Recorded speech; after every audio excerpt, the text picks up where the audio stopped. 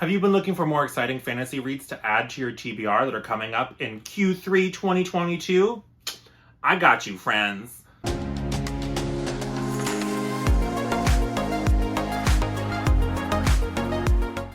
Hi guys, welcome back, bienvenue and all that jazz. It's time to talk about some books. Or specifically, today I'm going to be talking about 10 upcoming fantasy releases that will be releasing in Q3 of 2022. This is a mix of adult and YA fantasy. So I have 4 YA and 6 adult fantasy to talk about today. And I tried to go out and find books that I haven't seen on anybody else's lists of this kind. There are some big releases that everybody knows about that I talked about in my previous anticipated releases for the entire year of 2022, like Babel by R.F. Kuang or The Last Metal by Brandon Sanderson. And so I'll link that previous anticipated release video down below, as well as wherever it fits on the screen.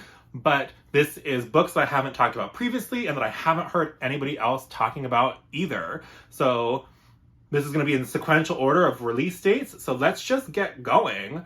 So the first book that I'd like to talk about today is The Dawn of Yangchen by F.C. Yee. And this comes out on July 19th.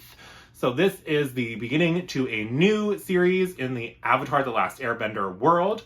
So I've read the Kyoshi duology previously, and I really enjoyed the kind of more adult type tone that it took. So this book is technically young adult, but in comparison to the original Avatar: The Last Airbender show, which started very much like middle grade-esque and then kind of aged up as the show progressed, I would say that these have a little bit more violence, a little bit more stakes than you're used to seeing in the original Avatar series.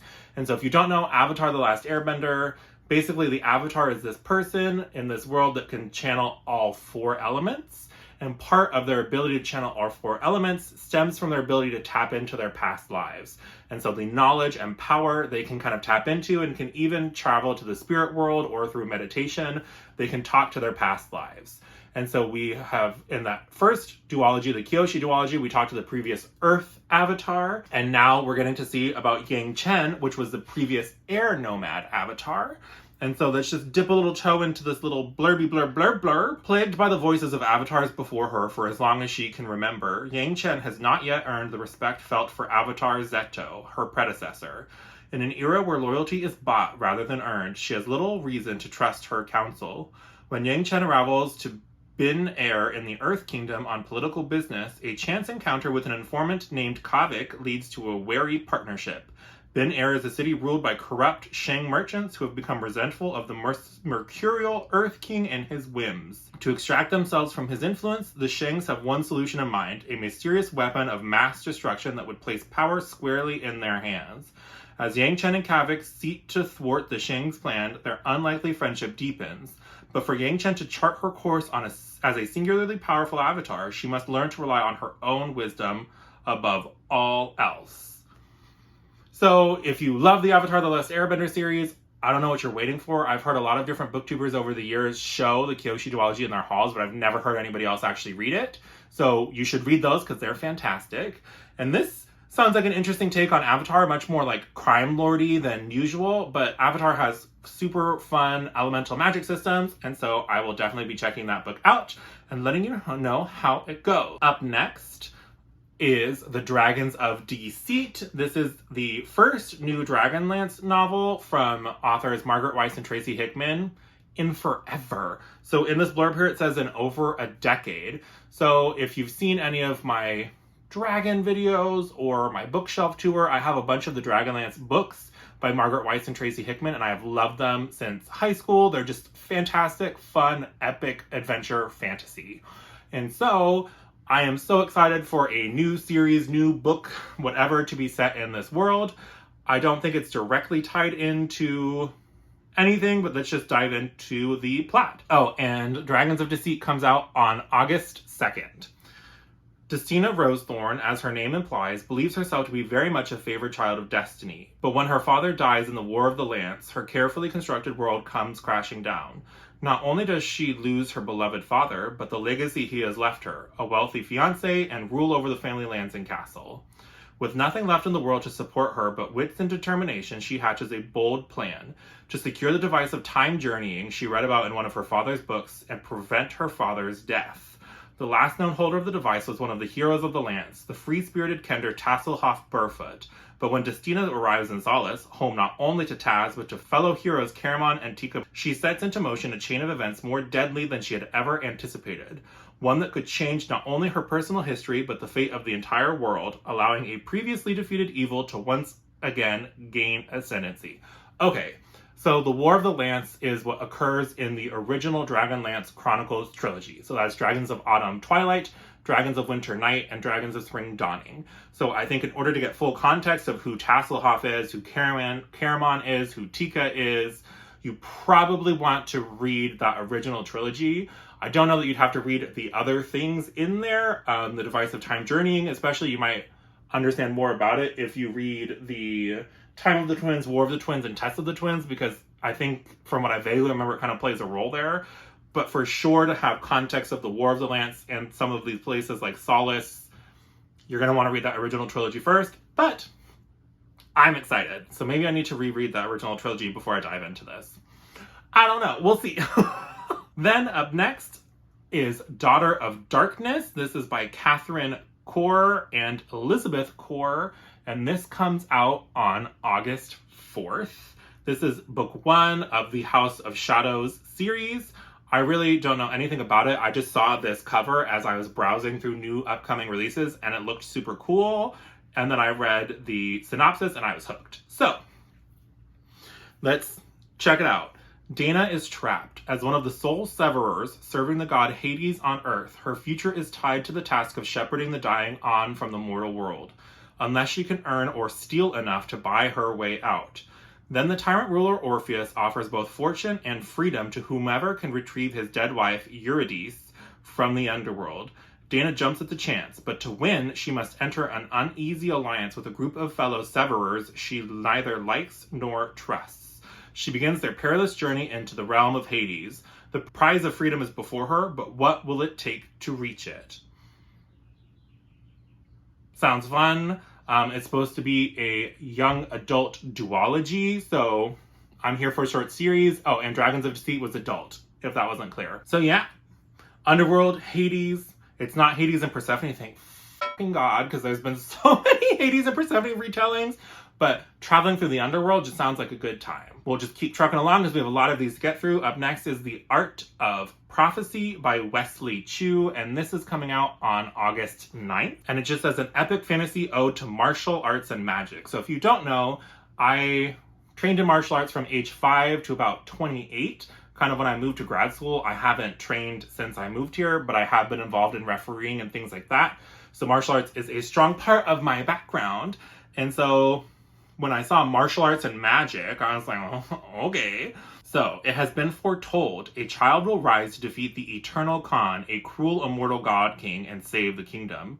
The hero, Jian, who has been raised since birth in luxury and splendor, celebrated before he has won a single battle. But the prophecy was wrong.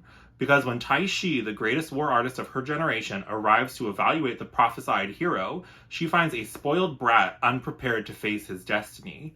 But the only force more powerful than fate is Tai Shi herself. Possessed of an iron will, a sharp tongue, and an unexpectedly soft heart, Tai Shi will find a way to forge Jian into the weapon and leader he needs to be in order to fulfill his legend. What follows is a journey more wondrous than any prophecy can foresee, a story of master and student, assassin and revolutionary, of fallen gods and broken prophecies, and of a war between kingdoms, and love and friendship between deadly rivals. I mean, it sounds like epic, awesome martial arts movie in book form, and I'm here for it. I don't know about you. Then up next is a Venom Dark and Sweet. This is book 2 in the Book of Tea duology. So book 1 being A Magic Steeped in Poison by Judy Lin. And this book is The Art of Prophecy. I'm so bad at this. The Art of Prophecy is adult, and A Venom Dark and Sweet is the conclusion to a YA duology, and it comes out August 23rd, so I don't want to say too much about it. I will not read the blurb. I will not be doing anything like that. I will just show you the beautiful covers for the Book of Tea duology. Book 1 is the story of this girl who is a Shenongshi, which basically means that she's like a magical tea artist. So she can use tea kind of as a conduit for her magical abilities. And there is this kind of problem in the society currently where somebody is poisoning tea blocks, and those poisoned tea blocks killed her mother and poisoned her sister, and her sister is dying. And during this time, she hears about the tea competition being put on in the capital where the winner gets to ask for a favor from the princess. And so she goes and enters this magical tea making competition in order to try to win this favor from the princess to try to save her sister. Along the way, there's much more politicking than I kind of expected going into this, and definitely in book 2 I think it's going to expand much beyond the magical competition that was kind of the focus of book 1, and I am excited to see where it goes. Then just moving along, we have A Taste of Gold and Iron by Alexandra Rowland. This is an adult fantasy romance coming from Tor on August 30th. Kadu, the shy prince of Arasht, finds himself at odds with one of the most powerful ambassadors at court, the body father of the queen's new child, in an altercation which results in his humiliation. To prove his loyalty to the queen, his sister Kadu takes responsibility for the investigation of a break-in at one of their guilds, with the help of his newly appointed bodyguard, the coldly handsome Evimer, who seems to tolerate him at best.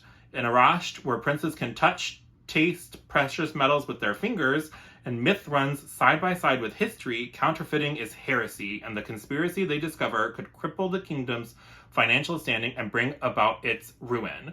So, from what I know, this is slow burn, fantasy romance, male-male romance with the prince and his bodyguard.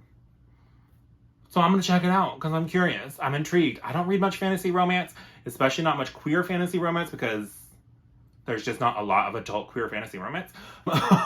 So I'm excited to check it out. Then we have the Sunbearer Trials by Aiden Thomas. This is book 1 in a new series from him. I have read Cemetery Boys.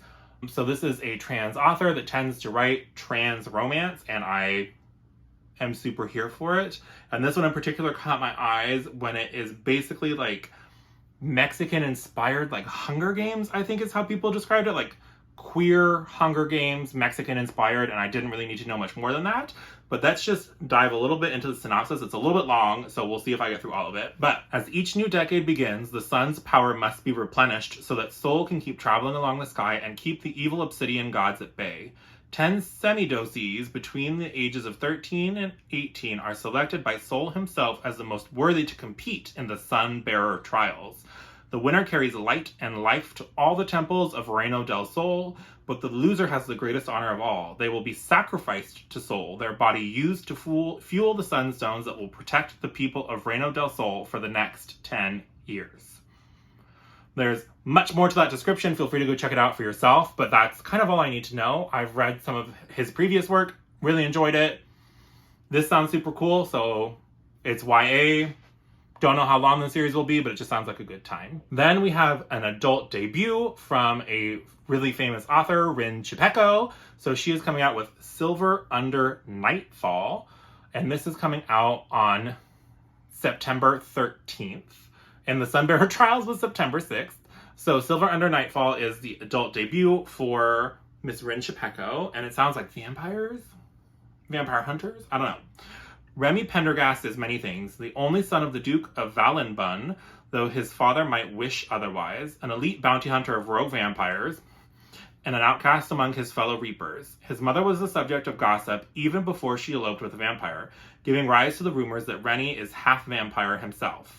Though the kingdom of Illyria barely tolerates him, Remy's father has been shaping him into a weapon to fight for the kingdom at any cost. When a terrifying new breed of vampire is sighted outside of the city, Remy prepares to investigate alone. But then he encounters the shockingly warm-hearted vampire heiress, Zhao Dan Song, and her infuriatingly arrogant fiancé, vampire lord Zaidan Malek, who may hold the key to defeating the creatures, though he knows associating with them won't do his reputation any favors. When he's offered a spot alongside them to find the truth about the mutating virus rot that's plaguing the kingdom, Remy faces a choice. It's one he's certain he'll regret. I mean, vampire hunters? I'm here for it, so let's check that out. Next, We have a new adult novel called The Witch and the Tsar, and this is by Olesya Salnikova Gilmore, and it comes out on September the 20th. And this seems almost kind of like historical fantasy flavored, because it seems to be about Baba Yaga and the czars of Russia with Anastasia and stuff like that. As a half-goddess possessing magic, Yaga is used to living on her own, her prior entanglements with mortals having led to heartbreak. She mostly keeps to her hut in the woods, where those in need of healing seek her out, even as they spread rumors about her supposed cruelty and wicked spells.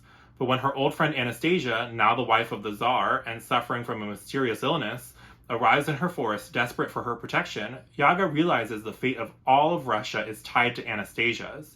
Yaga must step out of the shadows to protect the land she loves. I mean, it just sounds super cool. Demigod Baba Yaga, Russian folk tales and folklore, I'm assuming. It says it weaves a rich tapestry of mythology and Russian history, reclaiming and reinventing the infamous Baba Yaga and bringing to life a vibrant and tumultuous Russia where old gods and new tyrants vie for power. I mean, what more do you need to know? And then the last book that I'm going to talk about today is another adult debut. This is Spells for Forgetting by Adrienne Young, which comes out on September 27th. It seems like it's more maybe fantasy mystery or like mystery with light fantastical elements. I'm not totally sure, but I've been kind of wanting to like check out a little bit more like thrillery mystery type stuff. So I figured maybe a fantasy mystery might do it for me. I don't know. But a rural island community steeped in the mystical superstitions of its founders and haunted by an unsolved murder is upended by the return of the suspected killer in this deeply atmospheric novel. Emery Blackwood's life was forever changed on the eve of her high school graduation when the love of her life, August Salt, was accused of murdering her best friend, Lily. Now she is doing what her teenage self swore she never would, living a quiet existence among the community that fractured her world in two. She'd once longed to run away with August, eager to escape the misty remote shores of Saoirse Island and chase new dreams. Now she maintains her late mother's tea shop and cares for her ailing father. But just as the island, rooted in folklore and tradition, begins to show signs of strange happenings, August returns for the first time in 14 years and unearths the past that no one wants to remember. So that's all I have for you in this list. 10 upcoming fantasy releases between July and September of 2022. Have you heard about any of these? Hopefully I managed to find some that you haven't heard people shouting about all over the bookterweb. And I think they all sound super cool, super interesting for different reasons. And I plan to try to get to all of them. If any of them particularly pique your interest, let me know in those comments. And like usual, while you're down there, go ahead and hit that like button and subscribe if you haven't already for more bookish shenanigans like this from moi. Other than that, I hope you have a great rest of your day, and I'll talk to you again soon. Bye!